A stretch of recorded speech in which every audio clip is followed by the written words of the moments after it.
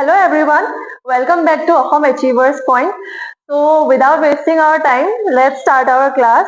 So last class আমি কি পঢ়ি আছিলো? চ্যাপ্টাৰটো আমাৰ কি আছিলে? Chemical reactions and equation.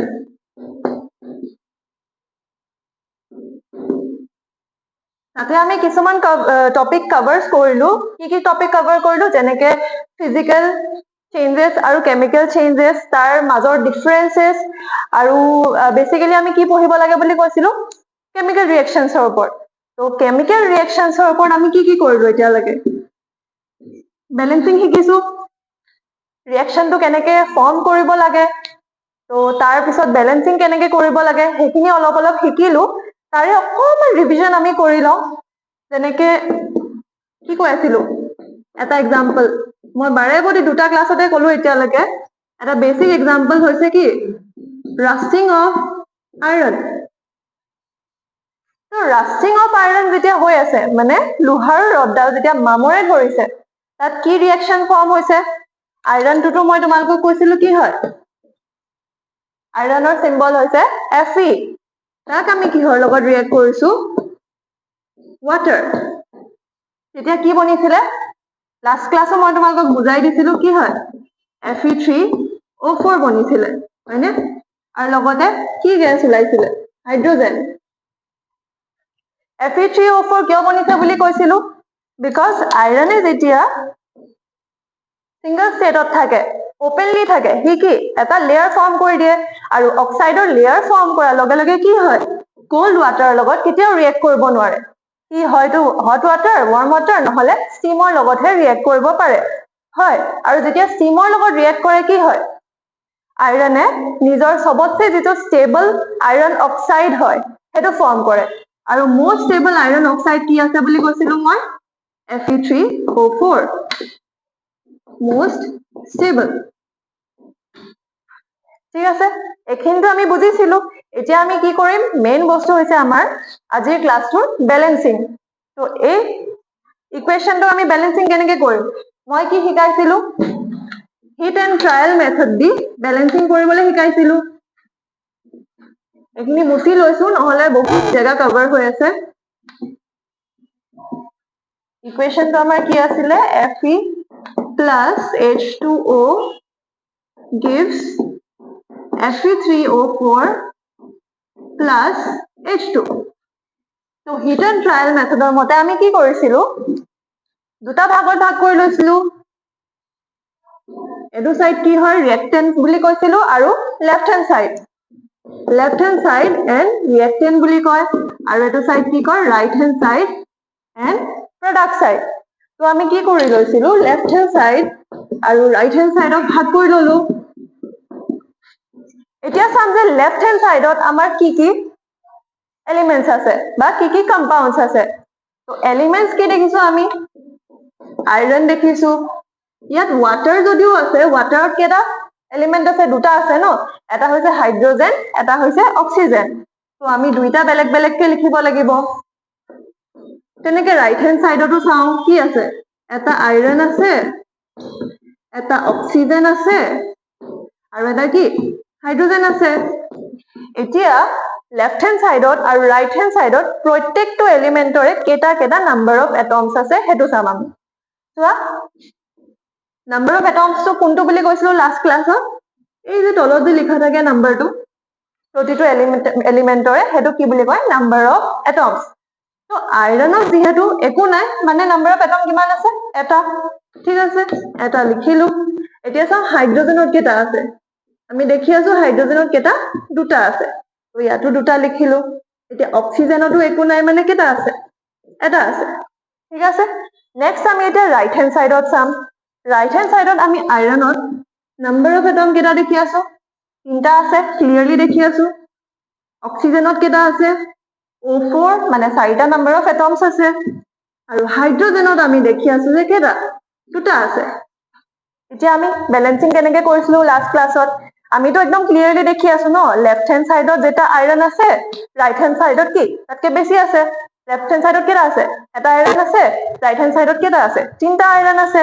তো তো ই ব্যালেন্স হৈ আছে জানো নাই হোৱা বিকজ মই লাষ্ট ক্লাছত কি কৈছিলো লেফট হেণ্ড সাইডত যেটা নাম্বাৰ অফ এটমছ থাকে এলিমেন্টছৰ ইকুৱেল টু কি হ'ব লাগিব ৰাইট হেণ্ড সাইডৰ নাম্বাৰ অফ এটমছৰ লগত ঠিক আছে এতিয়া কি কৰিম বেলেন্সিং কৰিম বেলেন্সিং কেনেকৈ কৰিছিলো মাল্টিপ্লাই কৰিছিলো ঠিক আছে প্ৰথমতে চাম যে লিষ্ট নাম্বাৰ অফ এটম কোনটো আছে আমি লিষ্ট নাম্বাৰ অফ এটমৰ পৰা বেলেন্সিং কৰা ষ্টাৰ্ট কৰো এতিয়া আমি দেখিছো যে আইৰণৰ ওচৰত কেইটা আছে এটা আছে এটম তো কি কৰিম ইয়াৰ লগত বেলেন্স কৰিবলৈ হলে এইফালৰটোক আমি 3 কৰিবলৈ হলে কি কৰিব লাগিব ইনটু 3 এইটো 3 হৈ গল এই দুইটা বেলেন্স হৈ গল এতিয়া এই 3 টো আমি ক'ত বহাম ইয়াত বহাম জানো নবহাও ন মই কি কৈছিলো এলিমেন্ট যোনটো আছে তাৰ সন্মুখত আমি বেলেন্সিং কৰোতে বহাব লাগিব ঠিক আছে এইখিনি বুজিলা এতিয়া নেক্সট কাক বেলেন্স কৰিম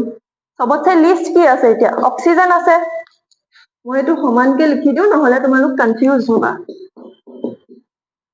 অক্সিজেন 4টা এতিয়া আমি দেখিছো যে হাইড্ৰোজেন কি হৈ আছে দুইটা বেলেন্স হৈ আছে দুটা ইফালেও আছে দুটা ইফালেও আছে তো দুইটা কি বেলেন্স হৈ আছে এতিয়া আমি অক্সিজেন চাওচোন অক্সিজেন কি আছে লেফট হেণ্ড সাইডে এটা আছে কিন্তু ৰাইট হেণ্ড সাইডে কেইটা আছে 4টা আছে তো ইয়াক আমি 4টা কৰি ল'ব পাৰিম কেনেকৈ কৰিম ইনটু 4 কৰি দিলে দেখোন 4টা হৈ যাব হল এতিয়া আমি এই 4টো ক'ত বহাম এই 4টো আমি লেফট হেণ্ড সাইডৰ H2 ৰ সন্মুখত বহাই দিম যেহেতু মই লাষ্ট ক্লাছতো কৈছিলো কি কৈছিলো এই 4টো যেতিয়া সন্মুখত বহি গল ই হাইড্ৰোজেনৰ লগতো মাল্টিপ্লাই হ'ব আৰু ই অক্সিজেনৰ লগতো মাল্টিপ্লাই হ'ব হাইড্ৰোজেনৰ ওচৰত অলৰেডি কেইটা এটম আছিলে দুটা আছিলে তো 2 ৰ লগত যদি আমি 4 মাল্টিপ্লাই কৰি দিও কিমান হৈ যাব হাইড্ৰোজেনৰ 8টা এটমছ হৈ যাব ন তো এই 4টো এই হাইড্ৰোজেনৰ লগতো মাল্টিপ্লাই হৈ যাব তো হাইড্ৰোজেনৰ ওচৰত কেইটা হল 8টা এটমছ এতিয়া বেলেন্স কি হৈ আছে অক্সিজেন বেলেন্স হৈ আছে এফালে অক্সিজেন হৈ আছে এফালে আইৰন হৈ আছে এফালে আইৰন হৈ আছে তো বেলেন্স কোনটো নাই হোৱা আমাৰ হাইড্ৰোজেন নাই হোৱা তো কি কৰিম হাইড্ৰোজেনকো আমি বেলেন্স কৰি দিও দুইটোৰ লগত আমি 4 এটা যদি মাল্টিপ্লাই কৰি দিও 8 হৈ যাব নে হৈ গল 8 এতিয়া সব বেলেন্স হৈ গল এই 4টো আমি ইয়াত বহাই দিলো গোটেইকেইটা বেলেন্স হল নে এতিয়া ইকুৱেশ্যনটো ভালকে চোৱা আইৰন আৰু আইৰন দুইটা 3 3 হৈ আছে বেলেন্স হাইড্ৰোজেন হাইড্ৰোজেন দুইফালে 8 8 হৈ আছে আৰু অক্সিজেন অক্সিজেন দুইফালে 4 4 হৈ আছে তো বেলেন্স হৈ আছে দুইফালে বেলেন্স হৈ আছে তো এটো কি হৈছে এটা বেলেন্স কেমিক্যাল ইকুৱেশ্যন ক্লিয়াৰ হৈছে তোমালোকে নোট ডাউন কৰি লোৱা নোট ডাউন কেনেকৈ কৰিবা ভিডিওটো পজ কৰি ল'বা তাৰপিছত তোমালোকে ধুনীয়াকে সব বস্তু লিখি ল'বা ঠিক আছে নেক্সট আৰু এটা এক্সাম্পল তোমালোকে নোট ডাউন কৰি ল'ব পাৰা মই যে কৈছিলো মেগনেছিয়াম ৰিবন যেতিয়া আমি কি কৰিছিলো এয়াৰত বাৰ্ন কৰিছিলো তেতিয়া কি ফৰ্ম হৈছিলে মেগনেছিয়াম অক্সাইড ফৰ্ম হৈছিলে কি কৰিছিলো মেগনেছিয়াম ৰিবনডাল যেতিয়া আমি এয়াৰত বাৰ্ন কৰিছিলো এয়াৰত বাৰ্ন কৰিলে আমি কিহৰ লগত ৰিয়েক্ট হ'ব অক্সিজেনৰ লগত হ'ব ন তো মেগনেছিয়াম ৰিবনডাল আমি কিহৰ লগত বাৰ্ন কৰিছিলো এয়াৰত বাৰ্ন কৰিছিলো মানে অক্সিজেনৰ লগত ৰিয়েক্ট কৰিছিলে আৰু কি ফৰ্ম হৈছিলে মেগনেছিয়াম অক্সাইড ঠিক আছে মেগনেছিয়াম অক্সাইড ফৰ্ম হৈছিলে এতিয়া চোৱা এই ৰিয়েকচনটো জানো বেলেন্স হৈ আছে নাই হোৱা ন কিয় নাই হোৱা বিকজ চোৱাচোন অক্সিজেন কেইটা আছে এনেকে লিখিয়ে লৈছো দিয়া অক্সিজেন এফালে মেগনেছিয়াম এফালে অক্সিজেন নিজে কৰিবলৈ চেষ্টা কৰাচোন বাৰু তোমালোকে ঠিক আছে মই কৰি আছো বাৰু কিন্তু তোমালোকে নিজেও চেষ্টা কৰা নিজে চেষ্টা কৰিলেহে পাৰিবা হয় নে নহয় এতিয়া আমি কি দেখিছো মেগনেছিয়াম এফালে এটা আছে এফালেও এটা আছে অক্সিজেন এফালে দুটা আছে এফালে কেইটা আছে এটা আছে ৰাইট হেণ্ড সাইডে চোৱা এটাই আছে ন তো এতিয়া কি কৰিম আমি এইটো মেগনেছিয়াম মেগনেছিয়ামটো বেলেন্স হৈ আছে তো আমি এতিয়া অক্সিজেনক বেলেন্স কৰিব লাগিব বেলেন্স কৰোতে আমি প্ৰথমতে দেখিছো যে সৰু কোনটো আছে ৰাইট হেণ্ড সাইডৰ অক্সিজেনটো আছে ন তো কি কৰিম 2 কৰিবলৈ হলে তাক 1 into 2 কৰি দিলো এয়াটো একদম বেসিক ম্যাথ ক্যালকুলেশন ন সৰুৰ পৰাই কৰি আহিছা তোমালোকে তো পাৰিবা আৰু এতিয়া এই 2টো কত বহাম আমি ৰাইট হেণ্ড সাইডত আমি 2 এটা বহাইছো ন তো ৰাইট হেণ্ড সাইডৰ MGO ৰ আগতে বহিব 2 MGO এতিয়া চোৱাচোন কি চেঞ্জ হৈছে ইয়াত MG1 আছে এটা আছে কিন্তু ইয়াত MG কেটা হৈ গল ইয়াৰ লগত 2টো MG লগতো মাল্টিপ্লাই হৈছে 2টো ওৰ লগতো মাল্টিপ্লাই হৈছে তো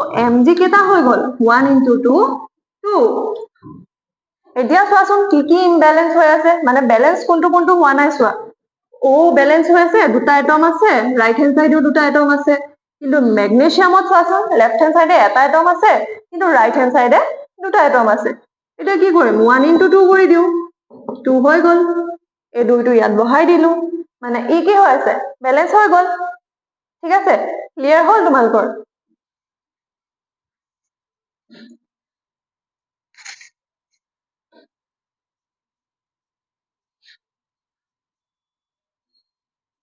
এতিয়া এটা কথা চোৱাচোন মই লাষ্ট ক্লাস তোমালোকক কৈছিলো ন যে Mg + O যেতিয়া আমি ৰিয়েক্ট কৰিছিলো O2 তেতিয়া আমি কি পাইছিলো MgO পাইছিলো আমিতো Mg আৰু O ৰিয়েক্ট কৰোতে MgO2 পাব পাৰিলোহেঁতেন ন MgO2 কিয় নাপালো MgO কিয় পালো তো তাৰ কাৰণে এতিয়া এখন সৰু টেবল মই তোমালোকক লিখাই দিম আৰু তাৰ পিছত সেই টেবলখনৰ ৰিলেটেড মই তোমালোকক বুজাম যে MgO কিয় ফৰ্ম হৈছে MgO2 কিয় ফৰ্ম নহল ঠিক আছে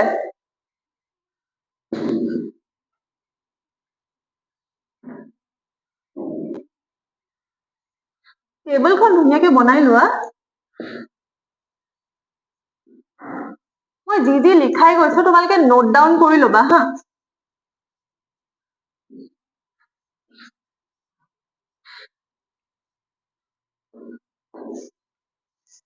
তিনটা rows বনাই লোৱা rows columns এফালে লিখা elements ইয়াত লিখা electronic configuration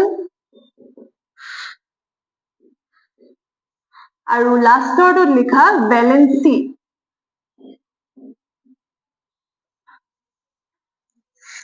তো ফাৰ্স্ট এলিমেন্টটো একদম বেসিক এলিমেন্ট এটা লৈছো আমি হাইড্ৰোজেন হাইড্ৰোজেনৰ ওচৰত কেটা ইলেক্ট্ৰন থাকে সবে জানা এটা থাকে তো তাৰ ভ্যালেন্সিও কিমান হ'ব লাগিব এটা হ'ব লাগিব ভ্যালেন্সি মানেতো তোমালোকে ক্লাস 8 9 তো পঢ়ি আহিছা ধৰি লোৱা এটা এটম লৈ ললো ঠিক আছে এটমটোৰ কি থাকে সাইডে সাইডে কি মাজত কি থাকে নিউক্লিয়াস থাকে আৰু সাইডে সাইডে কি ঘুৰে ইলেক্ট্ৰনস ঘুৰে ন অৰবিটছত কি ঘুৰে ইলেক্ট্ৰনস ঘুৰে ক্লাস 9 ত পাইছা তোমালোকে সাইডত যে অৰবিটস বিলাক যে থাকে পাথ বুলি যে কয় তো হেবিলাকত কি ঘুৰে ইলেক্ট্ৰনস ঘুৰে তো হাইড্ৰোজেনৰ ওচৰত অকল এটাই ইলেক্ট্ৰন থাকে আউটাৰ মোস্ট শেলত এটা একদম আউটাৰ মোস্ট শেল তাত অকল এটা ইলেক্ট্ৰন থাকে এই আউটাৰ মোস্ট শেলত যেটা ইলেক্ট্ৰন আছে এটো কি বুলি কয় ভ্যালেন্স ইলেক্ট্ৰনস বুলি কয় তো ইয়াৰ ভ্যালেন্সি কিমান হ'ব হাইড্ৰোজেনৰ 1 ঠিক আছে বুজিছা পিৰিয়ডিক টেবলখন চালেও গম পাবা তোমালোকে ফাৰ্স্ট একদম ফাৰ্স্ট এলিমেন্টটো কি হয় হাইড্ৰোজেন হয় ন তো 1 নম্বৰত থাকে তো 1 নম্বৰত আছে মানে কি তাৰ এটমিক নম্বৰো 1 হয় তাৰ কি ভ্যালেন্সিও 1 হয় এতিয়া 2 নম্বৰতে হিলিয়াম লৈ লোৱা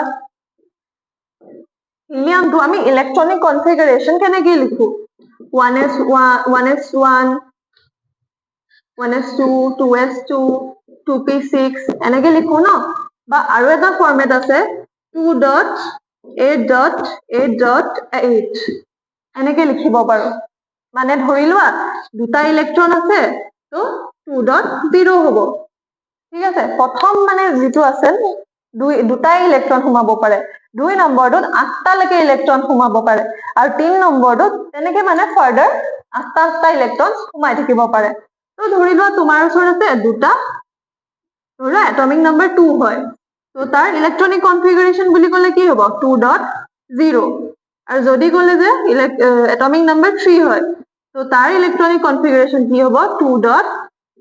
নেক্সট যে 3 নম্বৰ ইলেক্ট্ৰনটো আছে ক'ত সোমাব এই সেকেন্ড সাবশেলটো সোমাব 2.1 বুজিছা এইবিলাকটো ক্লাস 9 তে পঢ়ি আহিছা তোমালোকে ইমান বেছিকে মই এইখিনি ডিটেইলত বুজাই নাথাকো তো ভ্যালেন্সিও তোমালোকে ক্লাস 9তে পাইছা। তো হিলিয়ামৰ কি হ'ব 2.0 কাৰণ হিলিয়ামৰ এটমিক নাম্বাৰ কিমান হয় 2 হয় নে নহয় হাইড্ৰোজেনৰ পিছত কি আহে হিলিয়াম আহে তো হিলিয়ামৰ এটমিক নাম্বাৰ 2 হয় তো তাৰ ইলেক্ট্ৰনিক কনফিগাৰেশন কি হ'ব 1s2 বা 2.0 তো তাৰ ভ্যালেন্সি কিমান হ'ব এই লাষ্টত যেটো নাম্বাৰ থাকে এটো কি হয় ভ্যালেন্সি হয় তো ইয়াৰ ভ্যালেন্সি কিমান 0 নেক্সট আহি গল আমাৰ লিথিয়াম লিথিয়ামৰ এটমিক নাম্বাৰ কিমান 3 হাইড্ৰোজেন হিলিয়াম লিথিয়াম তো হাইড্ৰোজেন 1 হিলিয়াম 2 লিথিয়াম 3 এতিয়া ইলেক্ট্ৰনিক কনফিগাৰেশন কি হ'ব 2 ডট আমি লিখিলো 3 নম্বৰ ইলেক্ট্ৰনটো ক'ত সোমাব সেকেন্ড সাবশেলটো 2.1 এতিয়া আমি চকুৰে দেখি আছো লাষ্টত কেটা আছে ডিজিট এটা আছে 1 আছে তো ভ্যালেন্সি কিমান হ'ব 1 হয় না নহয় বুজি পাইছা নেক্সট আহি গল আমাৰ লিথিয়ামৰ পিছত কি আহে বেৰিলিয়াম তো বেৰিলিয়ামৰ কিমান এটমিক নাম্বাৰ আমি জানো 4 হয়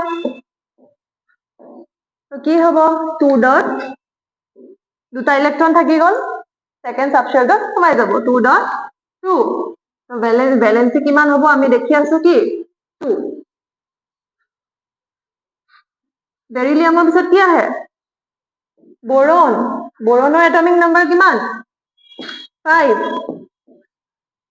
তো কি হ'ব ইলেক্ট্ৰনিক কনফিগাৰেশন 2.2 পিছত আৰু 5 হ'বলে কেটা আছে তিনটা আছে ন 2 + 3 5 তো নেক্সট সাবশেলত কেটা ইলেক্ট্ৰন সোমাব তিনটা তো লাষ্টৰ সাবশেলটো তিনটা তিনি আছে মানে তাৰ ভ্যালেন্সি কিমান হ'ব 3 ঠিক আছে এইখিনি লিখি লোৱা মই মুছি দিছো দে নেক্সট খিনি লিখিব লাগিব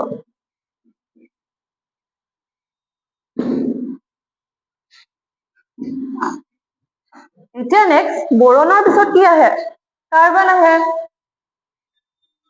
কাৰ্বনৰ এটমিক নাম্বাৰ কিমান 6 হয় না নহয় তো ইয়াৰ ইলেক্ট্ৰনিক কনফিগাৰেশন কি হ'ব 2.4 আৰু ভ্যালেন্সি কিমান হ'ব 4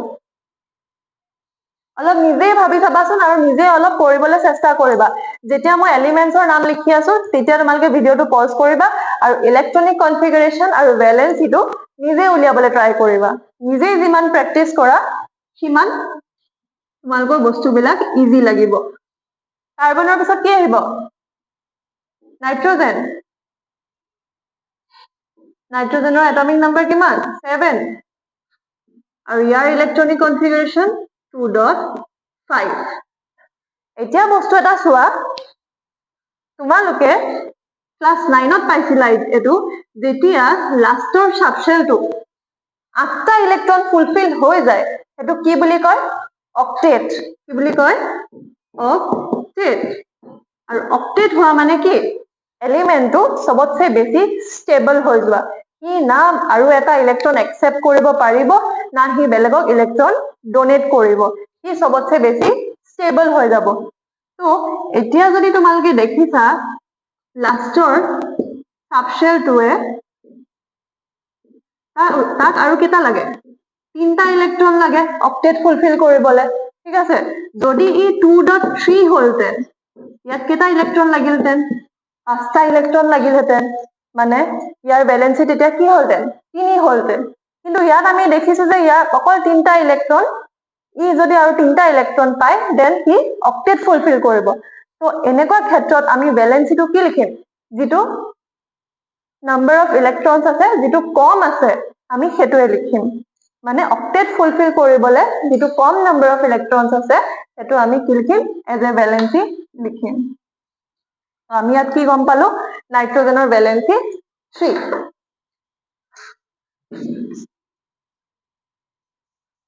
নেক্সট আহি গল আমাৰ অক্সিজেন অক্সিজেনৰ এটমিক নাম্বাৰ কিমান 8 পিৰিয়ডিক টেবলখন চাবা অলপ আৰু প্ৰথম 18টা বা 20টা এলিমেন্ট তোমালোকে মনত ৰাখি লবা এটোৰ কিমান হৈ গল 2.6 এতিয়া চোৱাচোন অক্সিজেনক কেটা ইলেক্ট্ৰনছ লাগিব অক্টেট ফুলফিল কৰিবলৈ 6ৰ লগত যদি আমি দুটা ইলেক্ট্ৰনছ আৰু যোগ কৰি দিও কি হৈ যাব 8টা হৈ যাব নে 8টা হৈ গলে হি কি হ'ব অক্টেট ফুলফিল হৈ যাব তো ইয়াৰ ভ্যালেন্সি কি হ'ব 2টো ডাঙৰ নে 6টো ডাঙৰ 6টো ডাঙৰ ন তো মই কি কৰিছিলো যিটো নাম্বাৰ অফ ইলেক্ট্ৰন কম হয় হেতু আমি কি কৰিম ভ্যালেন্সি হিচাপে লিখিম তো কি গম পালো অক্সিজেনৰ ভ্যালেন্সি 2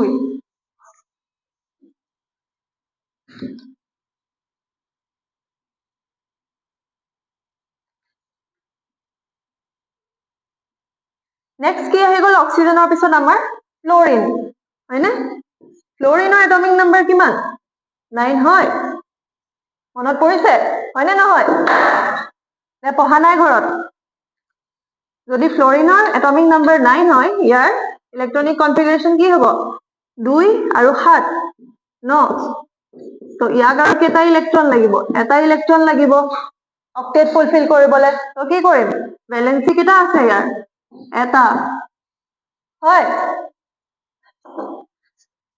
এতিয়া নেক্সট আহি গল আমাৰ কি নিয়ন নিয়নৰ কিমান এটমিক নাম্বাৰ 10 2.8 2.8 মানে কি লাষ্টৰ সাবশেলটো চোৱাচোন কেটা ইলেক্ট্ৰন আছে 8টা মই অলপ আগত কি কৈ আছিলো 8টা ইলেক্ট্ৰন আছে মানে কি অক্টেট ফুলফিল কৰি আছে অক্টেট ফুলফিল কৰা মানে কি কি সবতছে বেছি ষ্টেবল কি এতিয়া বেলেগক ইলেক্ট্ৰন নিদিও আৰু কি বেলেগৰ পৰা ইলেক্ট্ৰন নলয় তো ইয়াৰ ভ্যালেন্সি কি হ'ব 0 ঠিক আছে এখিনি ক্লিয়াৰ হৈছে এখিনি নোট ডাউন কৰি লোৱা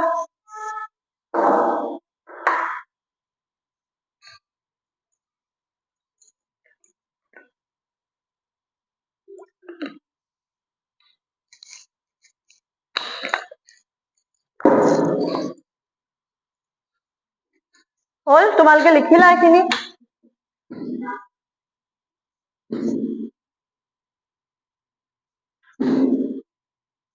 মই এটো মুছি দিলো তোমালোকে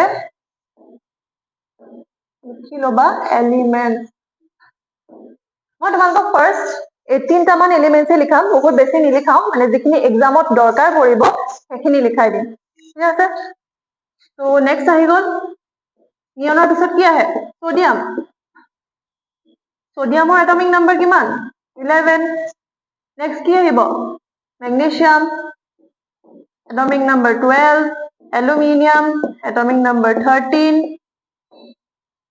ঠিক আছে তো এইখিনি তোমালোকে নিজে কৰিবলৈ ট্ৰাই কৰাচোন ইলেক্ট্ৰনিক কনফিগাৰেশনটো কি হ'ব আৰু ভ্যালেন্সি কিমান হ'ব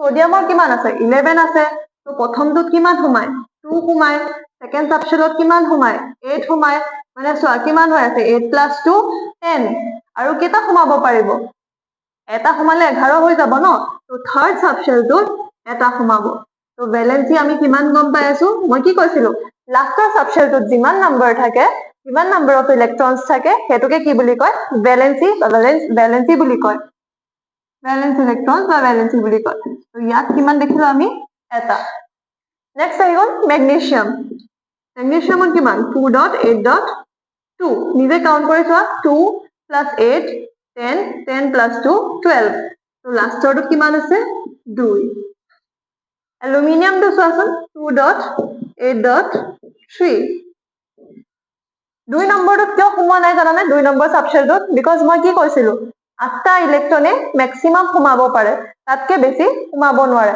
তো 8টা ইলেক্ট্ৰন অলৰেডি সোমাই গল তো নেক্সট সাবশেলটোত কি হ'ব আকৌ বাকিখিনি ইলেক্ট্ৰনছ সোমাব তো ইয়াত কি দেখিছো আমি লাষ্টৰ সাবশেলটোত কিমান আছে 3টা ইলেক্ট্ৰন তো ভ্যালেন্সি কিমান হ'ব 3 সিলিকনৰো তেনেকে 2.8.4 তো ভ্যালেন্সি কিমান হ'ব 4 নেক্সট আহি গল আমাৰ ফসফৰাস 2.8.5 কাউন্ট কৰি চোৱা 8 9 10 10 + 5 15 15 হৈ আছে নে এটমিক নাম্বাৰ হৈ আছে এতিয়া এই অথনি যে মই তোমালোকক বুজাই আছিলো লাষ্টৰ যেটো সাবশেল আছে সাবশেলটোত যিমানটা ইলেক্ট্ৰন আছে তাতকে যদি অক্টেট ফুলফিল হবলে যিমানটা ইলেক্ট্ৰন লাগে হেতু নাম্বাৰ কম হয় তো ভ্যালেন্সি হেতুৱে হ'ব মানে ইয়াত অক্টেট ফুলফিল কৰিবলৈ 8টা ইলেক্ট্ৰনছ কৰিবলৈ আৰু কেইটা ইলেক্ট্ৰন লাগে 3টা লাগে ন 3টা ইলেক্ট্ৰন যদি কি বেলেগৰ পৰা পাই যায় কি অক্টেট ফুলফিল হৈ যাব হবনে তো এতিয়া চোৱা কি 3টা ইলেক্ট্ৰন পাই গল মানে তাৰ ভ্যালেন্সি কিমান হ'ব 3 হ'ব ন বুজি পাইছা চাগে তাৰ ভ্যালেন্সি কিমান হ'ব 3 ঠিক আছে এখিনি ক্লিয়াৰ হল নোট ডাউন কৰি দিবা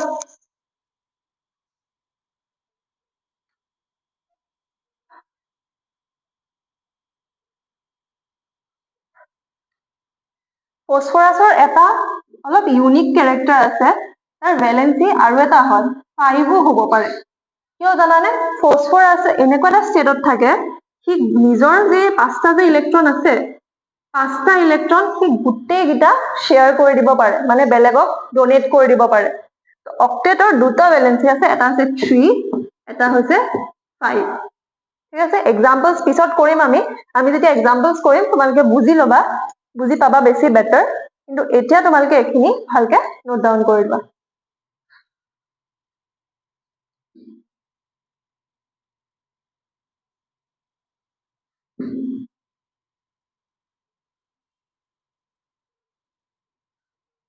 হল এখিনি তোমালোকৰ নেক্সট আমি কি পঢ়িম ভ্যালেন্সি খিনি গম পাই গলো এতিয়া আমি চাম যে কম্পাউন্ড কেনেকে বনে আমি যেতিয়া ব্যালেন্সিং কৰিম আমি যেতিয়া এটা ৰিঅ্যাকশন লিখিম ধৰি লোৱা তোমালোকক ক'লে হাইড্ৰোজেন প্লাস অক্সিজেন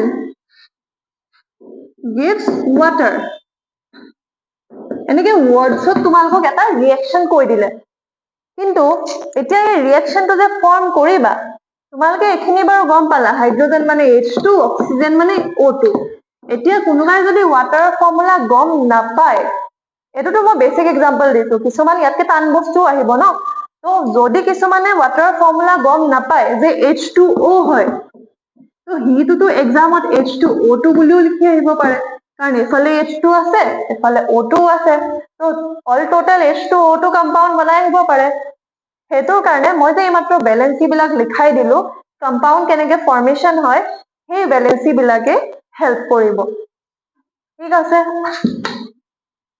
এতিয়া মই কৈ আছো H2O কিয় ফৰ্ম হৈছে H2O2 কিয় ফৰ্ম নহয় এতিয়া আমি চাম এই যে H2O কম্পাউন্ড যে ফৰ্ম হল তাত কেটা এলিমেন্ট আছে দুটা হাইড্ৰোজেন আৰু অক্সিজেন এতিয়া চোৱাচোন মই যে তোমালোকক ভ্যালেন্সি লিখাই দিছিলো হাইড্ৰোজেনৰ ভ্যালেন্সি কিমান আছিলে 1 আছিলে নে এবাৰ পেজটো টাৰ্ন কৰি পেলাই চোৱা চালে দেখিবা যে ভ্যালেন্সি কিমান আছিলে হাইড্ৰোজেনৰ 1 আছিলে আৰু অক্সিজেনৰ কিমান আছিলে অক্সিজেনৰ 2 আছিলে তো এই কম্পাউন্ড ফৰ্মেশন কৰোতে যে আমি এলিমেন্টৰ ভ্যালেন্সি গিটা কি কৰো জানানে এনেকে ক্ৰস মাল্টিপ্লাই কৰো মানে ধৰি লোৱা হাইড্ৰোজেনৰ ভ্যালেন্সিটো অক্সিজেনলৈ গুচি যায় আৰু অক্সিজেনৰ ভ্যালেন্সিটো হাইড্ৰোজেনলৈ গুচি যায় এটো ক্ৰস কৰাৰ লগে লগে কি হ'ব এই 2 টো হাইড্ৰোজেনলৈ আহি যাব H2 এই 1 টো অক্সিজেনলৈ আহি যাব H2O বুজি পাইছানে কম্পাউন্ডটো কেনেকে ফৰ্ম কৰিলো আৰু এটা এক্সাম্পল লৈ লও বুজি পাবা বেছি ভালকে মেগনেসিয়াম অক্সাইড বনাইছিলো নে Mg plus O2 MgO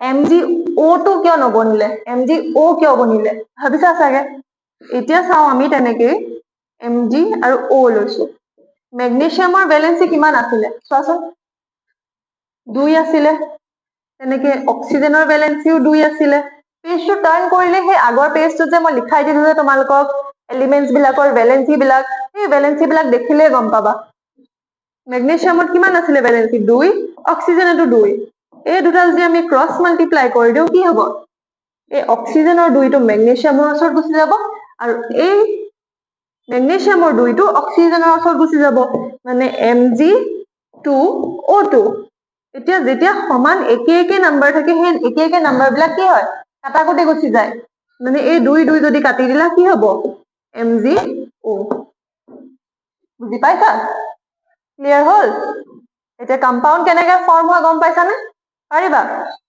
ঠিক আছে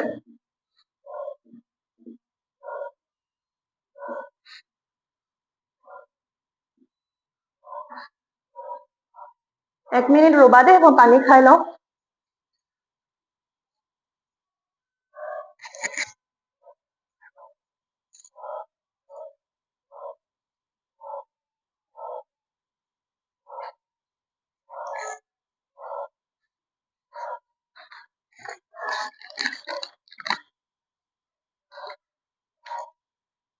ঠিক আছে, এতিয়া আৰু এটা দিছো তোমালোকক, নিজেই কৰি চোৱাচোন।